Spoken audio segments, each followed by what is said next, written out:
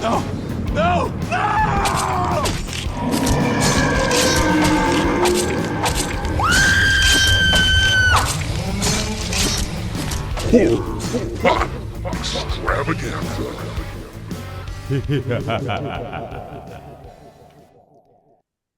What is up, all you ghosts out there in the world? You know what time it is. This is the Horror Pop Extravaganza, episode 48. This is our second episode on YouTube. I'm super excited. We got a lot of positive response about that, so hoping to keep doing it.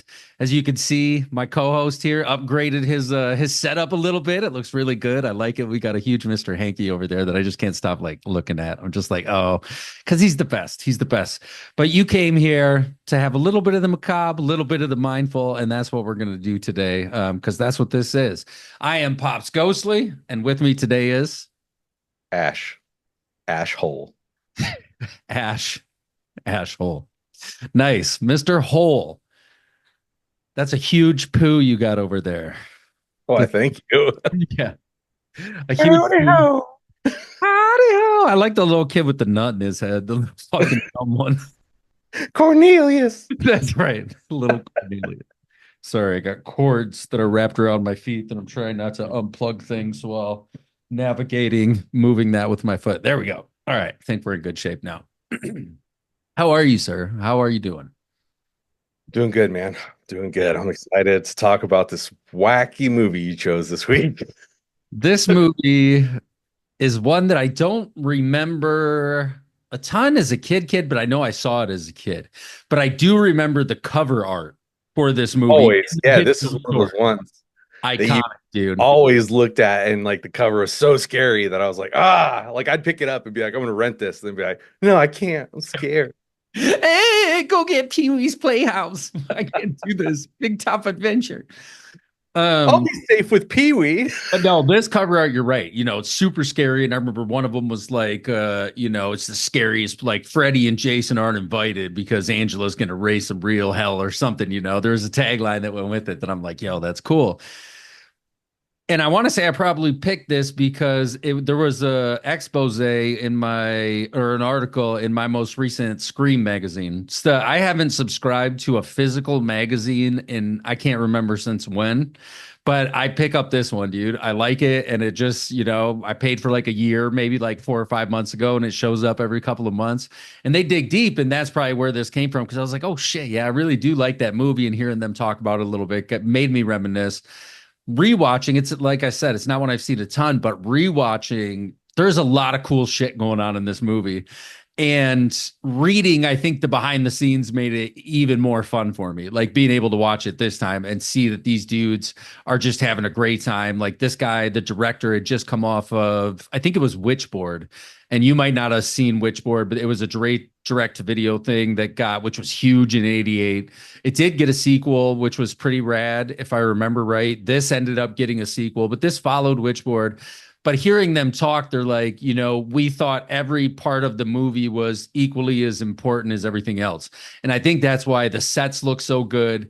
The animated intro sequence looks so good. It's fun. It's really cool. The practical effects are gnarly all throughout this thing. There's some really great effects work.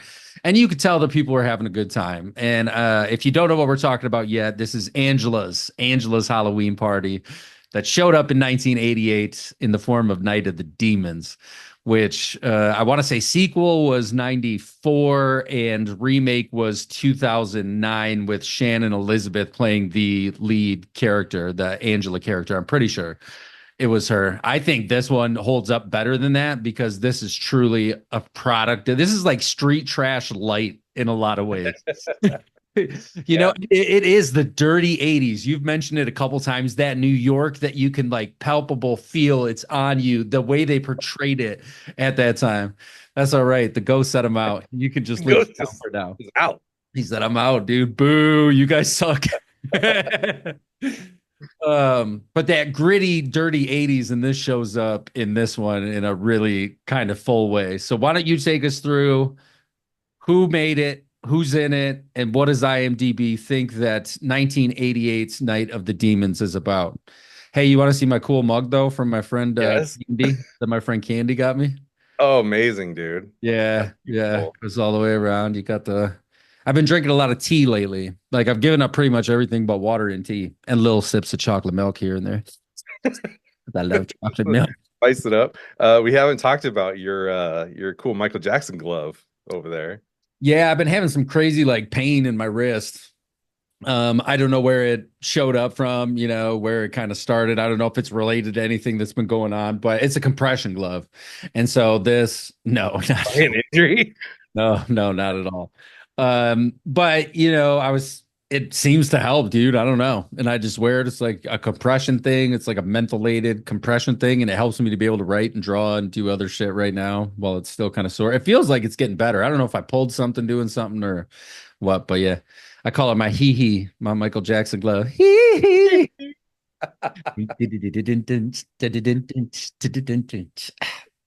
Man, you got moves, dude.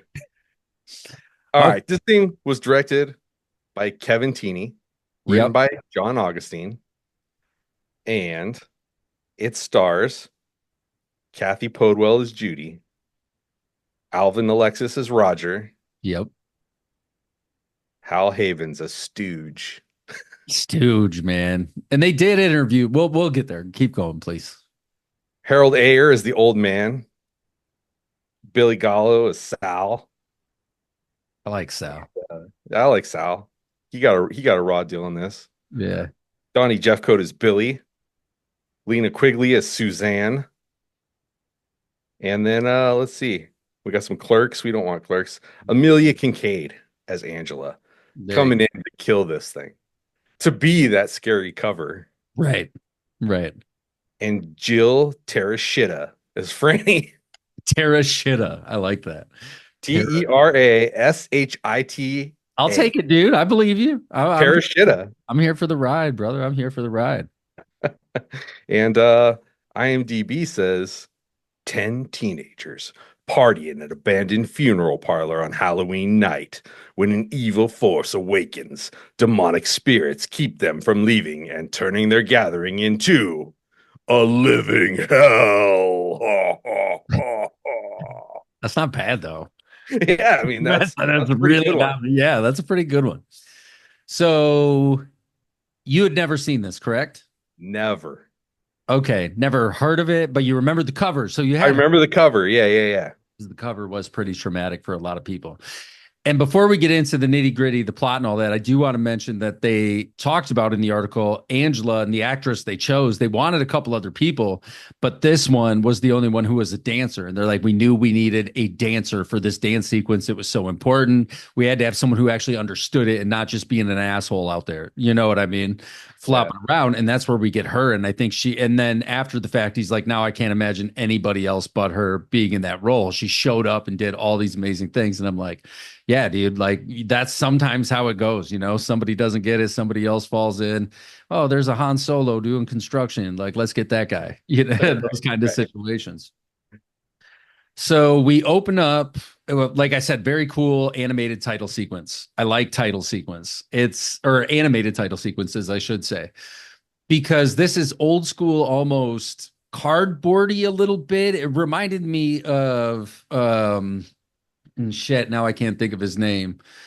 It'll come to me at some point, but he did all the gimmicky stuff in the 50s where he would have different he did the William Castle. There we go. William Castle, who did the Tingler and 13 Ghost and a lot of 3D stuff. He was always finding a gimmick, and they had brought some of that up, and I was like, oh, that makes so much sense, because it is different than what we were so used to seeing at the time. Even direct to video usually opened up just on a cold open, somebody gets killed, and then fucking sorority house massacre.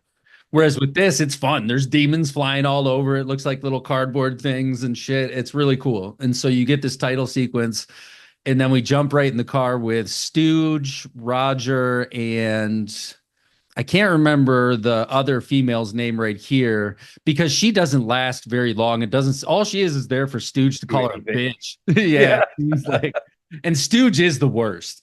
And dude in his part of Scream, his little interview right there, he was like, I just ran with it, man. He's like, I saw this guy was like a complete piece of shit. And I was like, yeah, the fat guy's got to be the fat guy. So I just did, amped it up.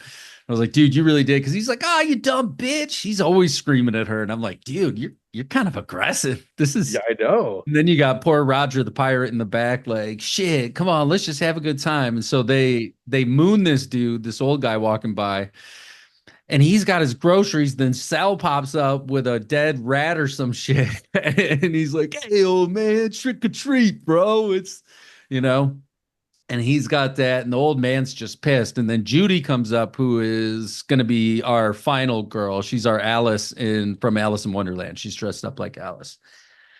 And so he's like, yeah, you fucking kids, like pieces of shit, you whore. I think he calls her a whore. Yeah. She's like trying to help him pick up his groceries. He's like, I need your help, you whore. Mhm. And like in this movie, according to the logic of this movie, the worst thing you could be is old and square. Mhm. You're right, dude. It definitely, but he's a crotchety old bastard either way. Oh, he is. Yeah, he's very, very angry at the world. So we follow them in the car as they're going to the party at Hull House. It's not Hell House, it's Hull House. Because I think there might have already been some Hell House stuff with the Matheson book, and maybe they couldn't say Hell House, but as close as you could get, Hull House, which we will learn through some exposition later, which I'm glad they gave it something. You know, there was a reason this stuff was happening. But Angela's going to throw a party. We learn through Judy's little brother, who's super pervy as well. He's like hanging out in her closet. And he's like, nice tits, sis. Yeah. Soon you're going to need a wheelbarrow to carry those things around or something weird like that. I was so like, I thought that was extremely weird too. he even tells Sal outside because Sal shows up like, yo, where's your sister? I got a trouser snake. I wanted to pet it. And the kid's like, you just want to hang out with her because she's got great tits. And you're like, what are you doing, strange 9-10-year-old child? Yeah. I was just hiding in the closet. She took off her pants. I let that happen before I let myself be known. You're right. You're right. I can't come out yet.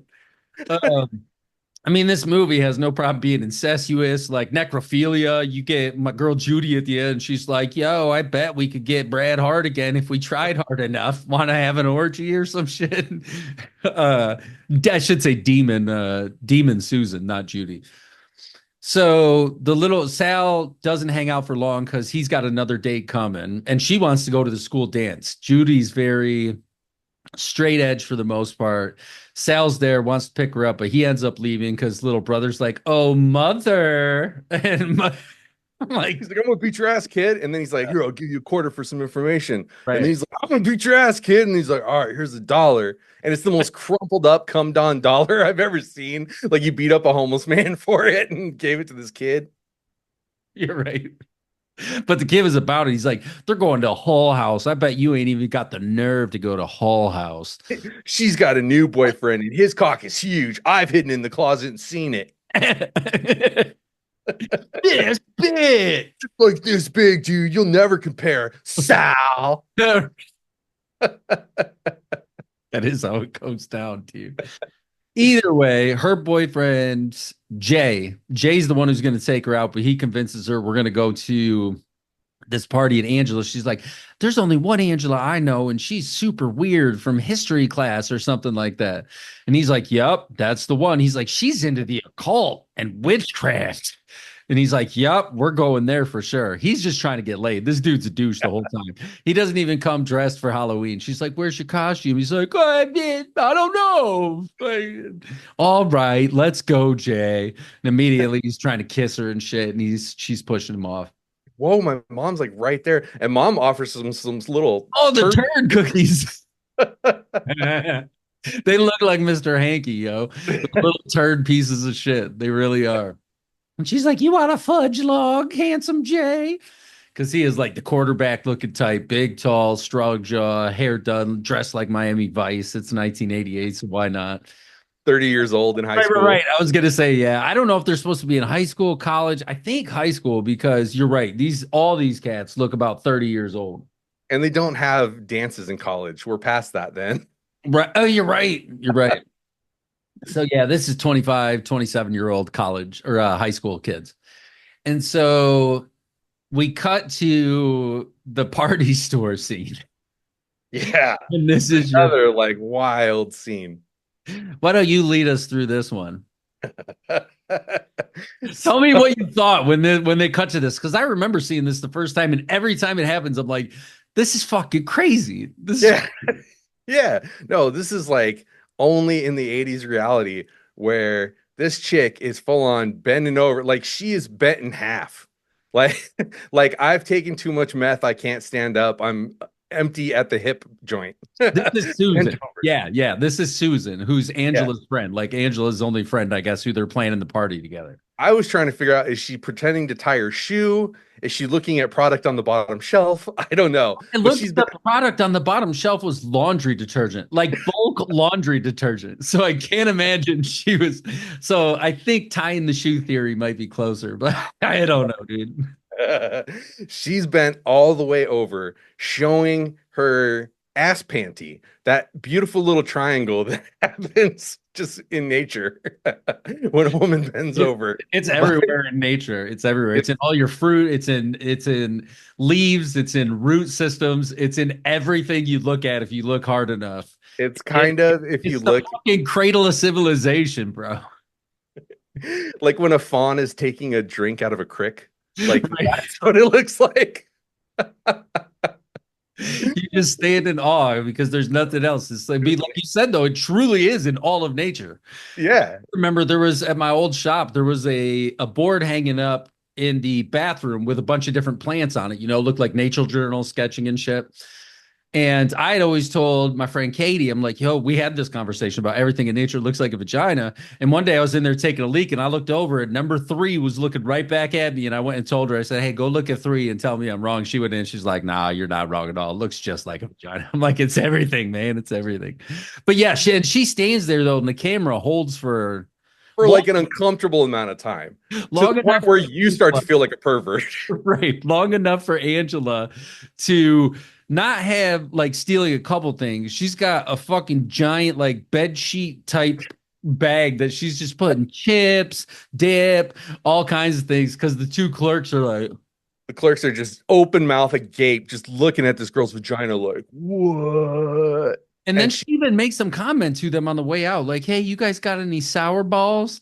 And they're like, yeah, we got some. She's like, you probably don't get any blowjobs then. It's very in your face.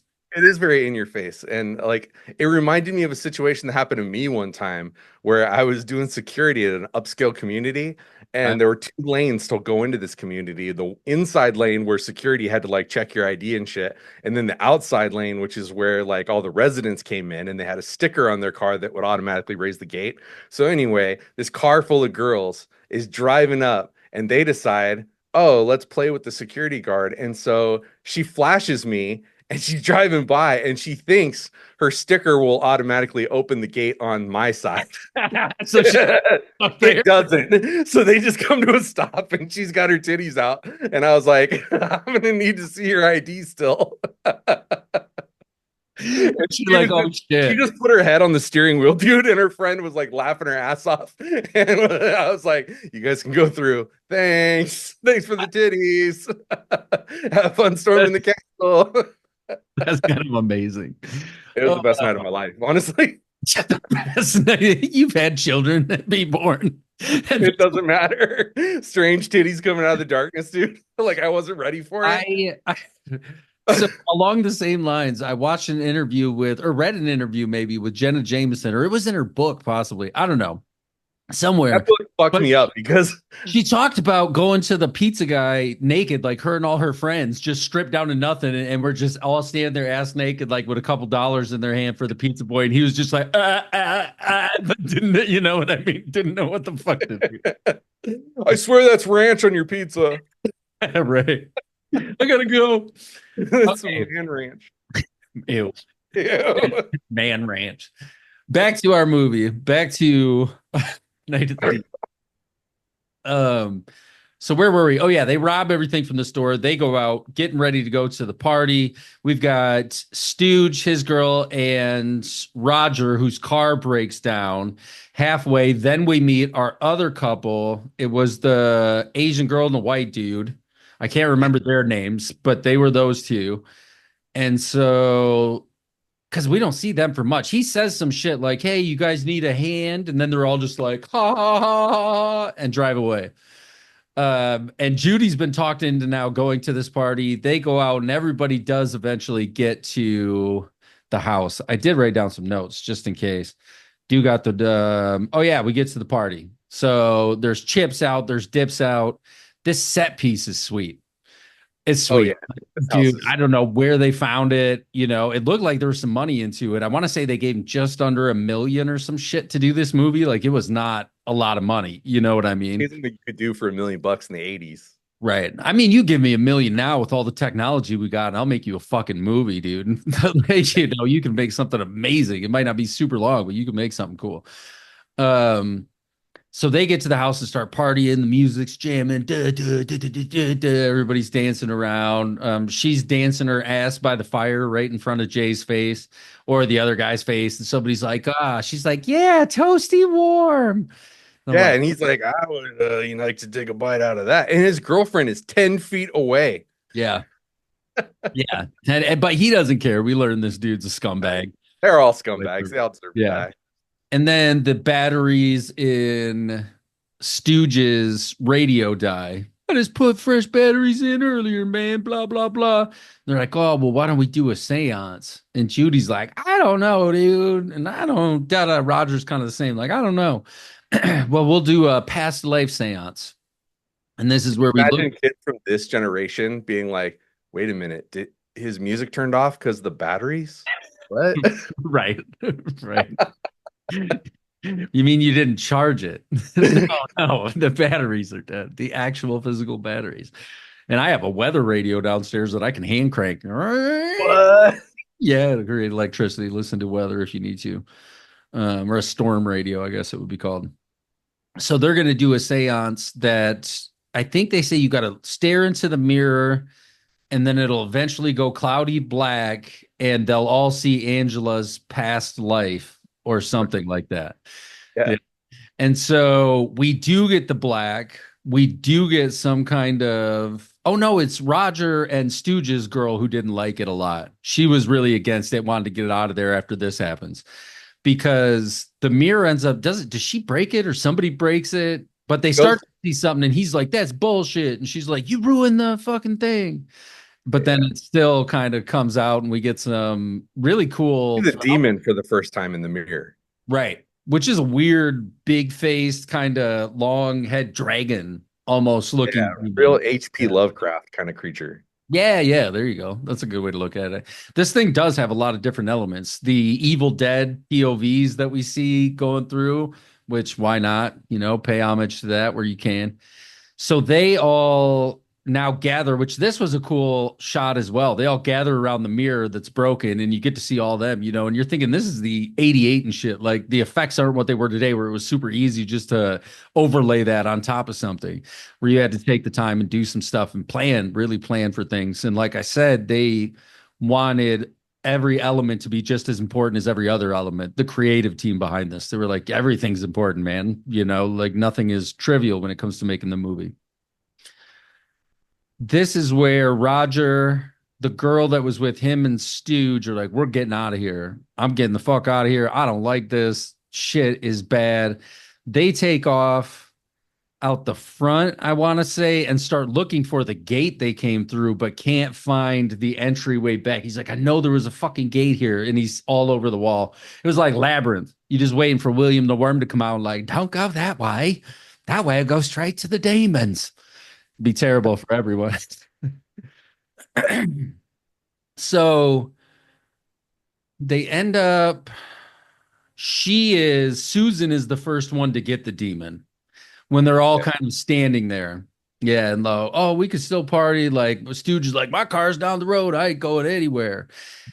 The two couples relatively quick take off to go fiddle around. Jay's like, come on, Judy. He's always like, come on, Judy, let's go be by ourselves. Come on, Judy, let's go be by ourselves. And I don't like that. I don't like that, Jay.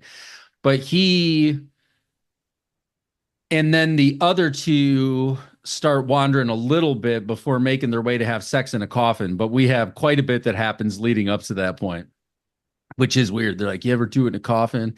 But once Susan gets taken over, we see the bad start to happen pretty quick in her. She's like, no, we gotta stay. And she throws them Angela's car keys.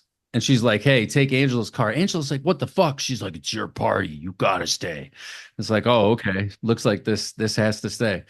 And then Demon rules right there. right, those aren't demon rules. And then we get Stooge, Sal, Angela, and Susan are together, and Susan kisses Angela, essentially passing on the demon to her before saying, I gotta go to the bathroom. And Sal's like, oh, I'll come with you. Make sure you know there ain't nothing in the dark. Even though I do start to like Sal. I think Sal's a little more respectable than Stooge. Stooge is absolutely terrible. And she's like, no, I think I want to take Stooge with me. And he's like, what the fuck? You want to take Porky Pig instead of me? And she's like, I think I'm in the mood for a pork chop tonight. And he's like, oink, oink, oink. Being disgusted. Leans into it, dude. He's like, yeah. Right. And then we do see outside really quick. The girl gets taken away. She disappears, and Roger is on his own. Roger the pirate, and he hides in the car, and he just goes and hides in there for a while. And there was a sweet Exodus sticker on the car. I'm like, that's dope, dude. Like that's when Exodus was doing really cool Exodus things.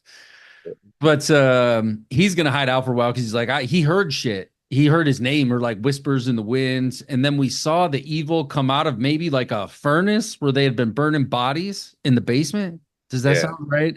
And then it through the house and does some of that stuff. But now we've got evil Angela, really evil Susan, which I'm going to take a sip of my tea and let you walk us through the sequence of her with her lipstick. Because first it's just all over her face. And then we get her alone in the bathroom. And why don't you just take a few moments and let our wonderful audience know what transpires here, which I will say this movie has amazing effects throughout the whole thing. And this might be the best one because rewatching it every time, I'm like, oh shit, this is crazy what this lady does with some lipstick, but please proceed. So she's obviously going crazy. So she's in the bathroom and she's putting lipstick all over her face. Now we've seen this girl through the whole movie, like checking her makeup and everything. So she always has to look perfect. Well, she's just like drawing on herself with makeup and she looks like a total clown. And then she's like, if it's this fun on my face, wouldn't it be funner on my chest? So she starts doing the slow button. And I was like, all right, here comes the obligatory 80s titty scene.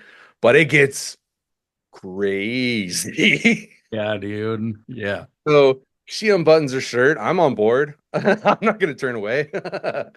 she starts bringing the lipstick down, and she goes around her titty. And I was like, "Get some, girl!" Like I'm into it at this point. And then she rubs it around her nipple, and then it sinks slowly into her booby hole, and then her nipple closes around it like the crow or something. She pushes her whole finger in there and then pulls her nipples just like back to what it was, and it's a good like continuous shot. Yeah, so like, and I love, like you said, they make you uncomfortable with the gratuitousness of the nudity that we knew in the 80s. Even the scene at the beginning where she's bent over, it's like, yo, we're looking at this for too fucking long. Right. And in this scene, it's like, oh, you know, something you think was supposed to be sexy then becomes this body horror kind of nightmare with her shoving a whole stick of lipstick straight into her nipple and then pulling her finger out. Oh, it gets me every time. And it goes back perfect. Yeah. How the fuck did they do that? It's great. Somebody built an awesome prosthetic, probably, you know, had the head behind it, maybe one arm behind it, and who knows. Great job, dude. You're like, I got to build these titties. Sorry, ma'am, we got to do a cast of your titties today. And she's like, oh, okay. And then he's like, it's going to get real weird. We're going to have this one part where you can stick your lipstick in and keep it for safekeeping. I wish my titties did that for real. Right. I'm sure so many women would love that. They wouldn't need coin purses anymore. They stick stuff in there. Keep their ID safe. Stop. But then old boy Jay comes in because he didn't get any with Alice. Right. And so she was like, I mean, she was letting him get to third base. And then she's like, oh. But I understand her. She's like, this shit's gotten really crazy. And he's like, well, come on. I heard you went out with Sal one time. And I assume if you go out with a guy, that means you've done it with him. And she's like, what the fuck, dude? You know, in the 80s way, not like it would be today. Now, today it would be, what the fuck, dude? Yeah, or something like that. But she, and he's like, whatever, babe, I'm out of here, and shuts the door on her. And that's where she can't get out and kind of starts to be on her own. Yeah, which Yeah. sucks, dude. But we get the Sal before they start doing it. I want to say we get the Angela dance, which is Oh, intense right. because Stooge comes in and that's when he gets turned. Yeah, and Angela's in there with Sal, and she comes like floating in, quoting scripture, and then just starts this very intense dance. And it's well done, though. The angles are good, they captured it from all the right sides. And I love these weird little like clip jumps that you get near the end of it, where she's almost a phantom, like disappearing from one place to the other. It was just, man, they were cut in just right to where it flowed beautifully. And without her being a good dancer, it would have never flown. Yeah, if they would have tried to like make a girl just be like, oh, just figure it out as you Right, go, like right. feel the Pretend music. ballet, yeah, interpretive dance, whatever. But when I saw this, I was like, that's why she got hired. Right, 100%. Because That's what they said. Yeah, because yeah. she could do that. She probably stood in that audition room, was like, I can dance like this. They were like, yep, you got it. And her whole outfit is cool. And as these people start to turn, man, the prosthetics on their faces are super rad. Very Evil Dead-y. They took the time and they were like, we want it to look scary. We want it to look unique. Big mouths with just teeth, gaping teeth everywhere and distorted features all over the place. They're super good. And Angela was kind of a witch to begin with in this dark, lacy, flowy, long to the floor type dress thing, maybe with a crown on as well. I Yeah, think she she had a had a crown on. tail. Yeah. And as all of them start to turn, and now, like you said, or before that, Sal's like, I'm out of here, bro. You're fucking all weirding me out. Which this is where I start to like Sal. He's the voice of reason. He's just like, Right. fuck this, Angela. I don't know what you're about, but I'm out of here. And then Stooge is like, I'm not. And Angela goes up, kisses him, but bites all over his face. He pulls away and he's just gore everywhere. He gets her, or no, he turns right here. Sal goes and finds Susan after she had poked Jay's eyes out when they were doing it. Because, like you said, she just comes floating up, shows her bush underneath her. Oh yeah, they showed Bush in this. Yeah, that's what I'm saying. This was right on the line of like Grindhouse, but not. It was so close, but it had the love that made it something different. It wasn't just a quick cash grab. And Yeah. so, but again, this isn't an attractive thing because by this time it's not presented as something like, ooh, look at that. We know she's really sour and have seen her already start sticking cosmetic items into her body via her nipples. And so there's not a lot of like, oh yeah, like we know this dude's about to get fucked up. And Jay walks in, he's like, hey, have you seen so and so? And she's like, no. And she just goes to like grab on his pants a little bit, and he's like, whatever, and just he's ready to do it.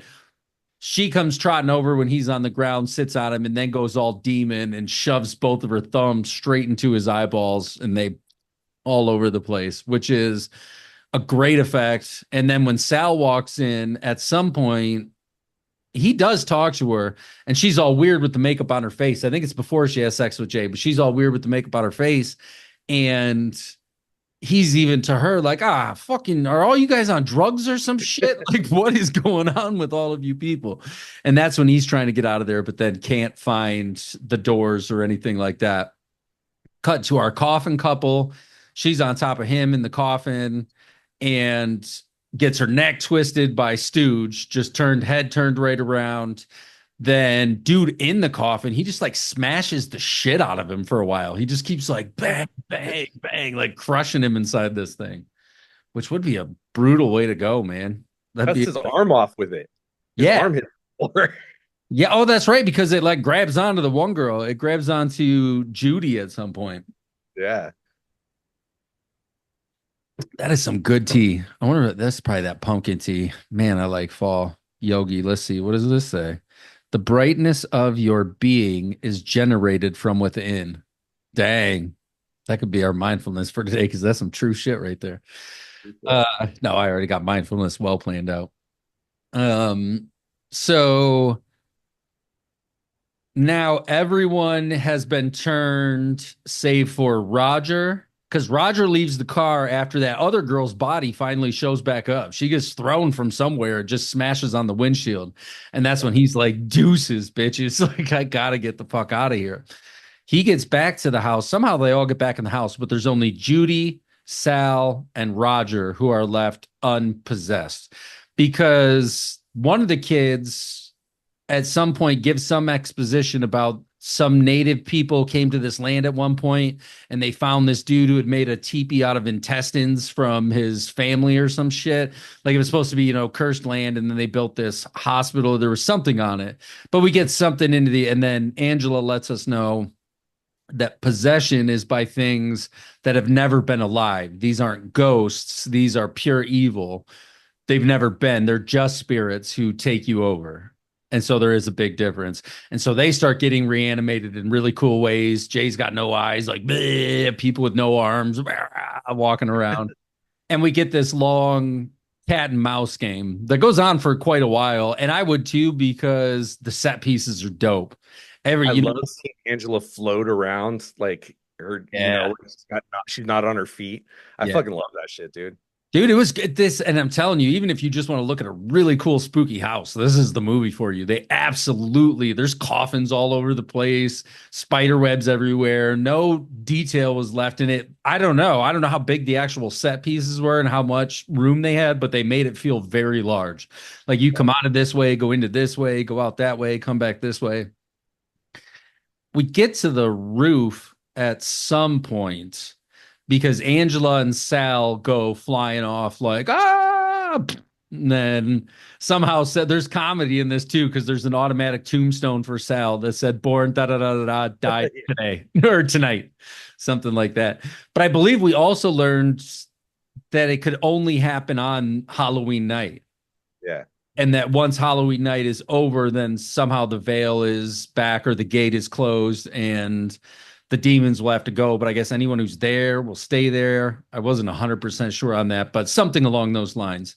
And now we've got Roger and Judy, our last two standing, trying to find a way out while things keep coming at them. And we get some really good Night of the Living Dead, like, the overwhelming hands all over the camera where you can't really, see. And it just feels like you're getting taken over. We get some cool of that shit. And they're like, the only way we can go is to climb up a string of barbed wire that is hanging down that goes up to a barbed wire fence. And this is pretty brutal. Climbing up with you, and you can feel it, like the bloody hands. This is it. And Roger makes it over. And he's like, come on, Judy, you got to come. She's trying really hard, and the things are right behind her. They're getting super close. Her legs are going up. One of them gets it, maybe like scratches at it or something like that. She kicks it off. I think it was Stooge. And Roger falls off the other side, and she's like, oh, fuck, she's hanging there. And they're just about to pull her down, and then Roger's hand grabs her, yanks her over the wall, and they lay on their back like, fuck. That was a long night. And we watch the sun come up and then disintegrate all of our demons in the courtyard where they were like just green smoke and fucking decomposition happened. Lots of smoke. Lots of smoke. Smoke's probably pretty cheap in regards to melting faces with wax or something like that. Right. But you do get this big plume of smoke, but you get some good composition stuff. So they are now walking home and just trotting down the road. There's nothing left in them. They're just both kind of going like, damn, we survived some crazy shit. And this is where the movie takes the weirdest turn. Right. It takes the weirdest turn. And we go back to our old man, the cranky old man who we met at the beginning, and he's still cranky. He's still just like, you fucking kids, blah, blah, or something like that. You've been out all night, you fucking whore. Something along those lines. Goes into his house and is talking to his wife. And he's like, and he's even mean to her. She's like, oh, how's your, apple pie or whatever? And he's like, okay, I guess. I don't know. It's maybe all right. And she's like, oh, that's great, dear. Here, have some of this shit. I used all them apples you got. And he's like, what? And she's like, yeah, the apples. And then all of a sudden, his throat just starts bleeding out everywhere. And we realized this dude had stuck a bunch of razor blades in apples, that he was going to kill a bunch of people. Yeah. And yeah, and his throat just, and she's just like, okay, dear. And that's the end of it. Um, I really like this movie. I enjoy this movie a lot. It's by no means a perfect movie, but it's a really fun one. And I did learn reading the magazine that they premiered it in Detroit, which makes it super cool. And it did really well, like across the board. Like it was beating out some big names once they took it to Ohio, and then it got its bigger nationwide and stuff like that. But they tried it out in the Midwest, which they said was genre friendly. I don't know what that means. Maybe that's part of my problem. I was born in the Midwest, so I'm genre friendly. I just love the genre. Uh, but what how many lipstick nipples do you give Night of the Demons from 1988? Oh man, this one is tough, dude, because I could see where nostalgia boosts this up a little higher than seeing it for the first time. The acting's pretty rough. What made me laugh was that the acting is bad when they're humans, and then when they turn into demons, they are much better actors. Fair. But also the script didn't give them a whole lot to work with as far as dialogue. This was definitely what a 40-year-old man thought high school kids talked like. Right. Right. And And and they were, like we said, 25, 20, but that was common at the time. It wasn't uncommon for people to be cast that way, and it was across the board, and sometimes still is. It's gotten a lot better, but sometimes still is just as bad. I mean, I think the only reason was because like they needed to get titties in there, and you can't have titties if the kids are actually high school kids. That's true. So you gotta have, and you can't just have like one girl be older and then the dudes be all like high school age. Then you got weird science. Weird science. I like it. But once this movie gets going, and I mean, I've seen all the homages, so like I got all like the things that it was like trying to be like. Yeah. So I appreciated it for that, and it was pretty cool. 88 was a crazy year for horror. We keep running into this like 1988. Like Yeah. every franchise movie had a movie out at this time, and this one kind of comes out, and instead of like trying to be that, like it's trying to be like a bunch of different things mixed in together. It was very Tarantino horror. Yeah. So Yeah, I could see that. And it was also the time of direct to video, which was, make movies for a little bit and then you're going to make a ton of money in the video market. And it sold some like 700,000 home videos or some shit like that, or maybe 77,000. I don't know. But I feel like it was a bigger number than that because everybody was buying home video at the time. You know what I mean? absolutely. And then like the high school kids get like the bootleg copies and shit because they're like their friend goes, dude, this movie shows Bush. And then you're like, I don't give a fuck what it's about, dude. Get me a copy of that. Right. And for That's me got though, two it's just a stars. lot of the FX stuff, man. It's the visual effects are so good across the thing, and it's entertaining. I still only give it a 3.5. I'll give it a 3.5. That's as high as I could go on it. I'm gonna Um, give it a 3. yeah, that's fair. That's Yeah. absolutely fair. It did spawn a sequel. It's got a crazy cult following.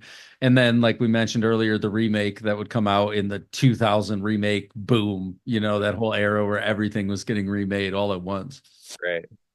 So, because that would have been 2009, same year as the Friday the 13th remake was when that one dropped. I don't know what other ones might have been that year, but I know that one for sure was '09. Fright Night was in there too. Colin Farrell, Fright Yeah. Night. Yeah. Yeah, that just doesn't do it for me. I watched the original a few nights ago. I threw it on. Yeah, whenever it's on TV, I'll just toss it on. I'm like, I love Fright Night, dude. Even though Evil is the worst. He's the worst friend you could possibly. And then I don't know why they expect you to feel bad for him when Yeah. when Jerry's in the thing with him, and he's just like, oh, I just want to be liked. Just I don't know. I don't get it. But I love that movie, and I love the character of Evil. You know what I mean? It's one of them characters. It's like Franklin from Texas Chainsaw. I'd love to hate Franklin, but that movie wouldn't be what it was without Franklin. Like, oh, there's trail down there between them two old shits. Sally, chewing on his gross beef jerky. You think he'll come back for us? You think Kirk could kill him? You think Kirk could do it if he kill him, Sally? Franklin. Same as Shelly from Friday 3, dude, with all those things like you'd wear a mask if you had a face like this. But he was all beating himself up all the time.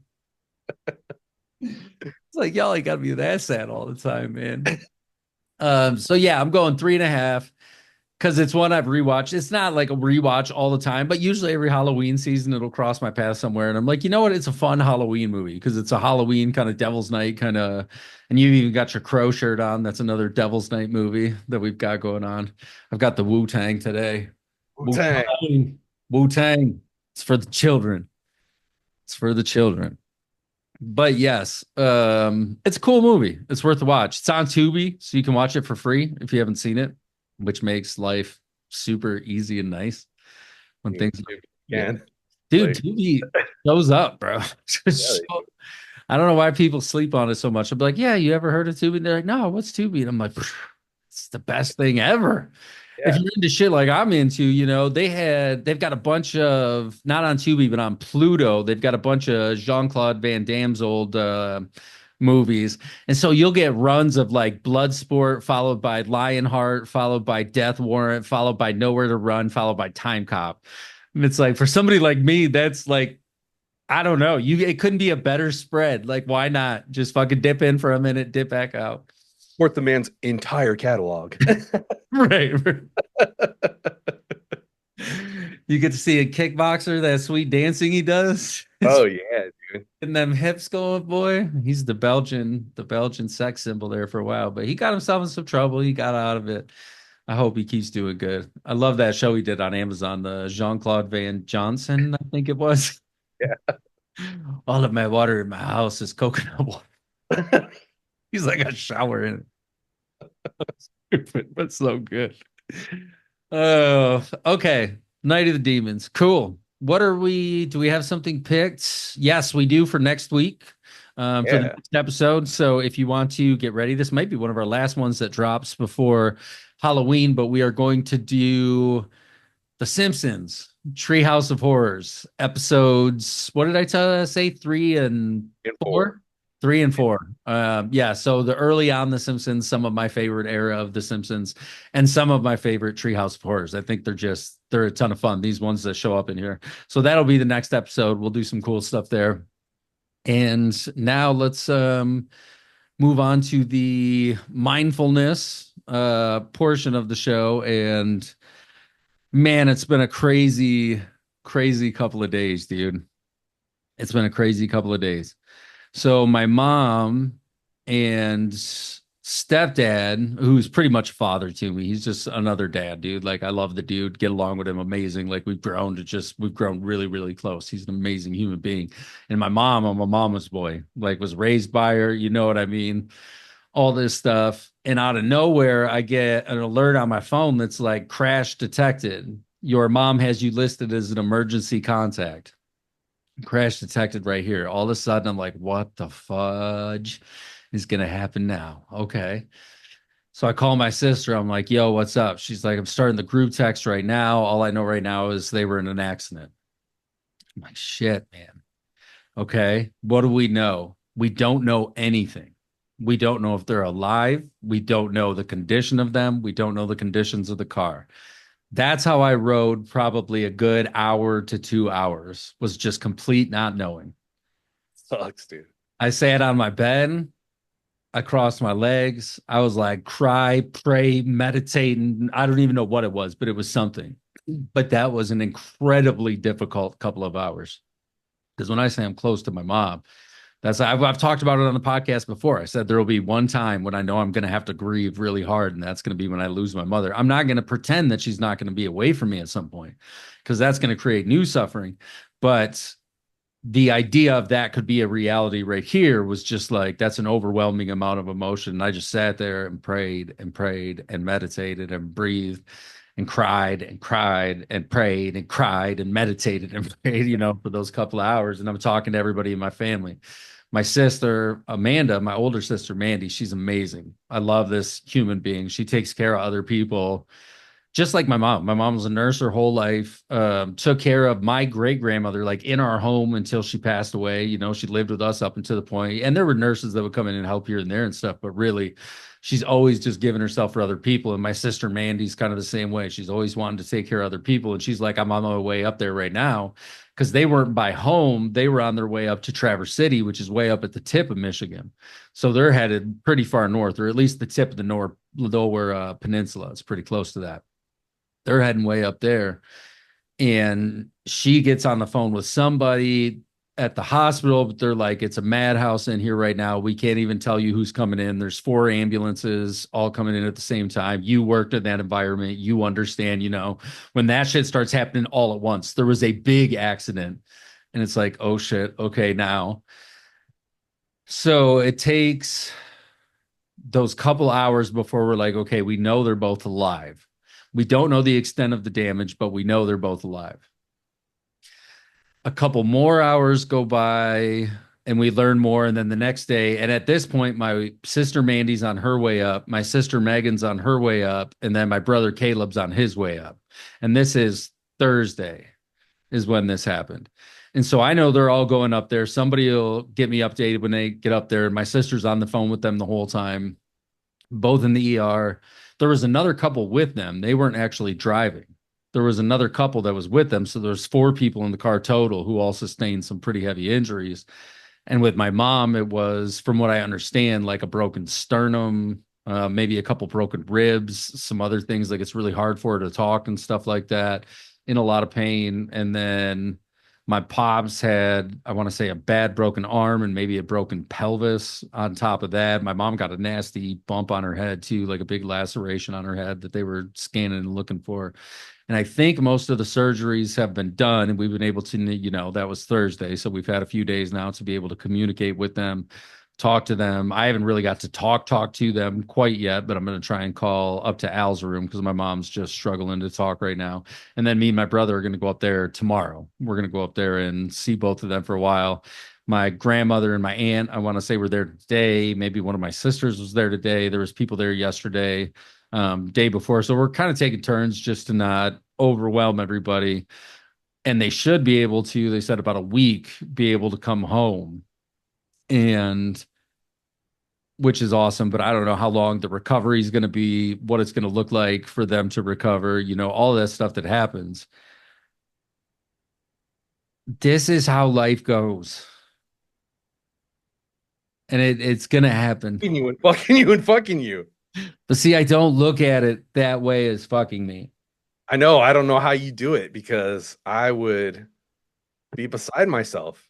For me, I've had a lot of opportunity to practice the stuff we talk about. And it's not to say that I didn't feel those heavy emotions. You know what I mean? The really heavy ones. And I know that losing certain people in my life would cause those really intense, that I might even need to be like, yo, I'm off the grid, bro, for like a week. I need to sit in like deep mourning and meditation for the next however long until I can cope with this. But once I knew they were kind of okay and stable, I was, you know, able to settle down a little bit. But you know, I was, even when I was doing all my meditations and praying and sending, you know, love and kindness, it wasn't even just to my folks. It was to the other people in the car. It's all the nurses, the doctors, the surgeons, everybody that would be involved. And to be, even when I called the lady at the ER, the trauma nurse or the head trauma nurse or some at the ER, the head ER nurse, I even told her, I was like, I'm so grateful for you guys, the fact that you're there. Because if you weren't there, you know, a hospital, and I was thinking about this, a hospital is only a building without the people in it. As soon as you take the people out, it's not a place of healing. It's just a building and rooms. And so I told this lady, I was like, I'm really grateful for you and all your staff. Like, I appreciate you. I know a lot of us have been calling you. There's a lot of siblings. I apologize if I'm overwhelming you. She was like, oh no, sweetie. You know, she was very kind, very understanding, and you could tell though, you know, and we have to understand that like these people are overwhelmed too. And comparatively, when we talk about perspective, you think about these people getting wrecked by hurricanes, like whole shit gone. You know what I mean? No hospitals, to how you could be in a place with a hospital where the generators go bad. And it's like, holy fuck, how do you keep people breathing? Or you could be in Lebanon or fucking Israel right now where just bombs are crazy going off everywhere. And it's terrifying to be in a lot of places. So there's always something to be grateful for. And I'm just grateful for those people who have helped them along this path and will continue to help them. I'm so grateful for all my family because we are, close knit and tight, and everybody was just like, drop everything, go. It didn't matter. It was just like, I will drop everything right now and I'm on my way.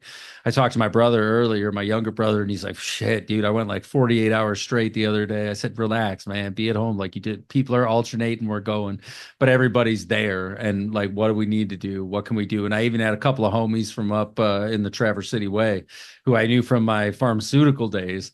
And they were like, you need anything? And I was like, hey, the gift shop at the hospital has been closed since COVID. Like, could you take them some flowers and snacks? So, my brothers and sisters don't know where to get this stuff. And they went up there, like helped them, talked to them, and did all these things.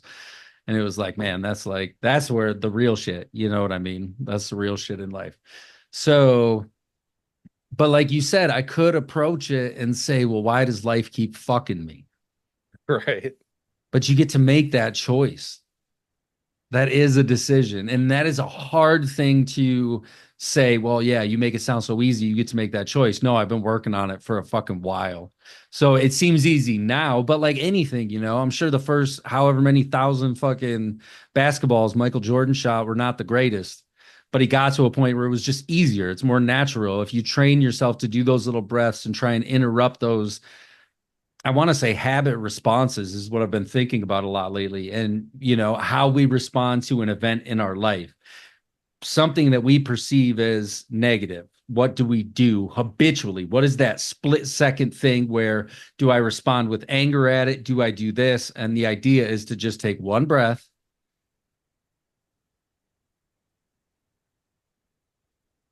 then think about it.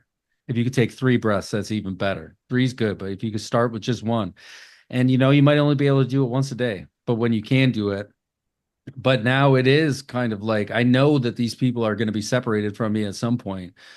I know I'm going to get up there to see them. I can't, with all the what ifs and stuff, you just really, I'm meeting reality with what it is. They are in the hospital. You know what I mean? Like, there's nothing I can do about that. I can't be mad at the other driver. That won't get me anything but anger at myself. I mean, I'm sure if they're like, yo, dude was fucking hammered drunk, but I can't really be there either because I've been a drunk driver before. I've gotten behind the wheel of a car when I was under the influence of alcohol. It doesn't matter if somebody was a little under the influence, a lot under the influence. Sadly, my heart, I'm very compassionate for those people who are considered alcoholics, because when you're a slave to that fucking bottle or that demon, it sucks, dude. It sucks. But I don't think this was that. It doesn't seem like it was, drunk driving or anything like that. We don't know the details. My mom said she woke up upside down and that's what she remembers. And then Al said he doesn't remember much at all. But that's the reality, is they're in the hospital right now. I can either be mad about something or I can be grateful for the people that are helping them and all the people around me that have kind of rallied and, supported my family, and my family specifically. My sister, who I said is just a monster when it comes to taking charge in situations like this. And being a nurse, she knows things. She knows how to ask the right questions. She goes in, and Mandy is the absolute best. My sister, Megan, she was up there immediately from, I think her drive was 4 hours. And then my brother's was like 2 or 3 hours. I know me and my brother tomorrow is going to be 2 hours each way, going back and forth. And then we'll go up there, get them, bring them home, figure out what aftercare is going to look like and how to get them recovered, in a decent amount of time, hopefully. And my poor stepdad, dude, he just recovered from like 7 broken ribs, a herniated intestine, I think, or something like that. Yeah, it just went through a bunch of shit. My heart goes out to you, Al. I know he doesn't like being in the hospital that much, but that's where you need to be, bud. That's where you need to be. They can take care of you there. So yeah, that's what's been going on in my life. But I want to share one positive, really positive thing at the end, because I also think it's important to not let it consume us. Like my son was here with me this past week. We do joint custody where it's week on, week off. And he was here with me. And I was like, if I'm super worried about that constantly, then I'm taking away from my time that I have with him right now. And I feel like me and him have been getting closer, which has been really cool.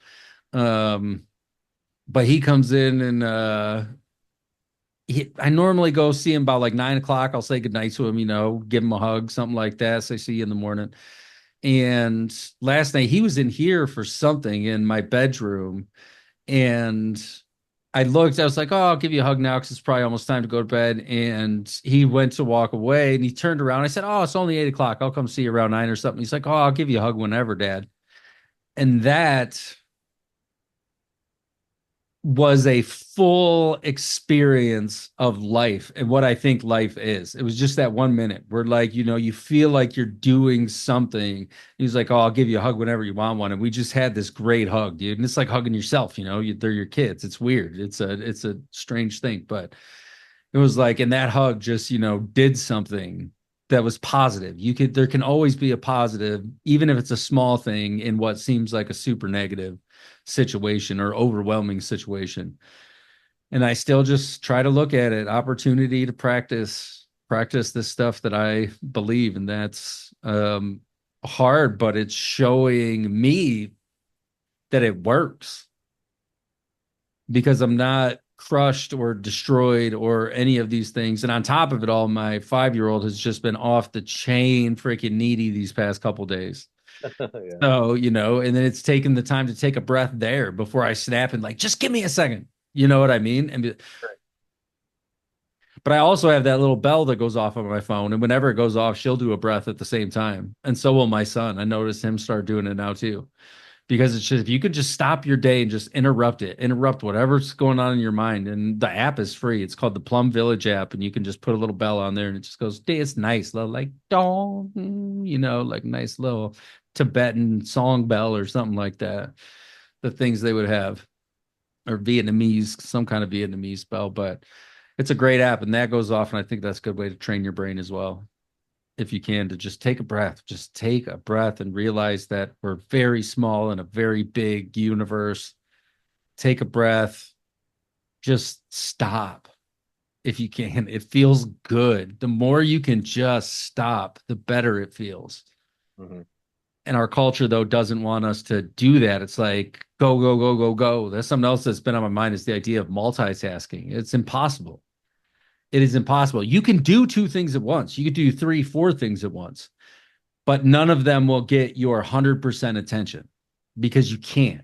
You might be good at juggling, but you're still not like, oh, I just have one ball. I wonder how far I could throw it. You're like, I'm just trying to keep 4 or 5 up, 6, 7, 8, 9 up in the air right now. It's like, I wonder if I could hit that barn over there. You could go further if you just have one ball. Throw it over that mountain. I could, man. If only the coach put me in. I love when he fucking hits him with that steak, dude. Every time I laugh hysterically because Kim's going to take a bite or some shit. Like he's going to take it, he just grabs it right off his plate, right in his face. Slap. Oh, it falls off his. It's beautiful. So, do you have anything you would like to add? No, I mean the hug thing resonates with me because I'm not really a hugger, and that's like that goes way down deep. That's I know. trauma shit when I'm not a hugger. But my kids always want to hug me as I'm like on my way to go do something, or they just grab on, and I have to stop and think, this is the most important thing that I'm doing right now. Is hugging my kid or stopping to give a hug. And it's the same as stopping to take a breath. Yeah. I'll be in the middle of my own bullshit. My mind is 100% on my own bullshit. And I still have to like think for a second, this is what I need to be doing. But it really does make a difference as far as like, it makes me realize what's important. Whatever I was going to do is not nearly as important as just stopping right now to hug my kids. So. And you could just take that breath while you're hugging them. Hold them for an extra second longer. So they're like, let me go. You know what I mean? Just yeah. And they'll just breathe. You're just holding the corpse 10 hours later. God, that got dark fast. Hey, it's the mindful and the macabre, man. We're the first. I hope we're the first official podcast to ever bring horror and mindfulness together. I really hope so, dude. Because I think it's a community too that can benefit from it. Horror people tend to be, at least in my experience, a lot of the horror people that I've known, very. I don't want to say emotional people, but a different type Kind of, though. kind of though. Yeah, a little bit more. They're people who think deep and love deep. A lot of times, yeah, experience things intensely. Yeah. Yeah, maybe that's why they're drawn to it, is that intense experience, you know? And then it's how intense can it be? And now we've got Terrifier 3 coming out in a few weeks. Oh, You dude, gotta I've been watch it, dude, so we uh, can talk about it. Yeah, for sure.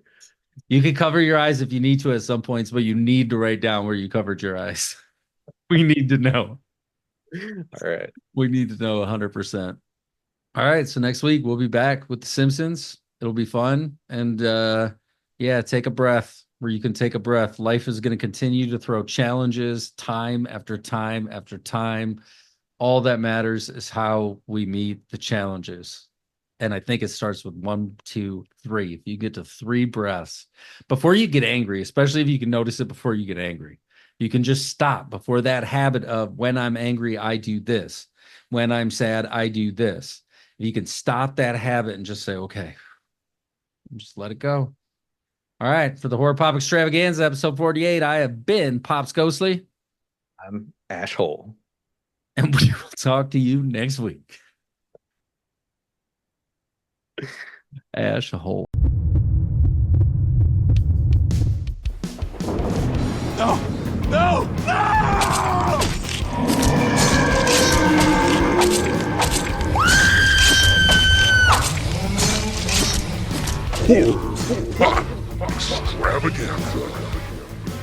Extravaganza.